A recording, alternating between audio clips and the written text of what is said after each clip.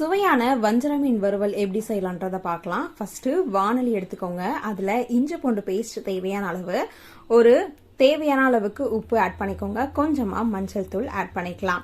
இது வந்துட்டு நல்ல டேஸ்டியா வரணும். நம்ம கார சாரத்துக்கு ஏற்ற மாதிரி மிளகாத்தூள் 1 ஸ்பூன் போட்டுக்கோங்க. அடுத்ததா கார்ன்ஃபிளவர் மாவு ஒரு 3 ஸ்பூன் போட்டுக்கலாம். அடுத்ததா குழம்பு மிளகாத்தூள் நாங்க 3 ஸ்பூன் ஆட் பண்ணிருக்கோம். அடுத்ததா எக்கோட ஒயிட் இருக்குல்ல, அது மட்டும் ஆட் பண்ணிக்கோங்க.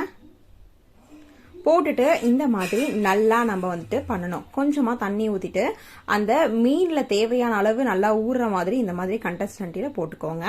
அடுத்ததா நாங்க வஞ்சர மீன் இப்படி வாஷ் பண்ணி வச்சிருக்கோம். ஃபர்ஸ்ட் ஒரு மீனா எடுத்து நம்ம மிளகாத்தூள் போட்டுக்கலாம். அப்பதான் உள்ள நல்லா ஸ்ப்ரெட் ஆகும். பாருங்க, இந்த மாதிரி ஃப்ரண்ட் அண்ட் பேக் 2 சைடும் வந்துட்டு நல்லா போட்டுக்கோங்க. இந்த மாதிரி நம்ம எல்லா மீனையுமே போட்டு வச்சுக்கலாம்.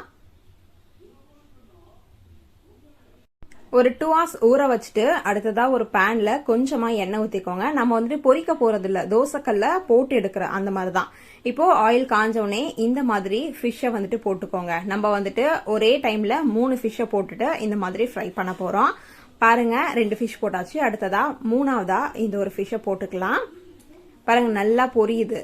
இப்போ 3 ஃபிஷ்ஷையும் போட்டாச்சு. இது ஃப்ரண்ட் அண்ட் பேக் வந்துட்டு நமக்கு நல்லா பொரிஞ்சு வரணும். வேகல அப்படின்னா நமக்கு ஒரு மாதிரி இருக்கும். நல்லா வெந்துருச்சு அப்படின்னா நம்ம கார்ன்ஃபிளவர்லாம் போட்டோம்ல, நல்லா மொறுமொறுப்பா இருக்கும். பாருங்க, ஒரு சைடு வெந்துருச்சு. மறுபடியும் நம்ம அடுத்த சைடு இந்த மாதிரி திருப்பி போட்டுக்கலாம். 2 சைடுமே நல்லா குக் ஆகணும். அதை மட்டும் நல்லா ஞாபகத்துல வச்சுக்கோங்க. பாருங்க, 3மே ஒரு சைடு குக் ஆயிடுச்சு.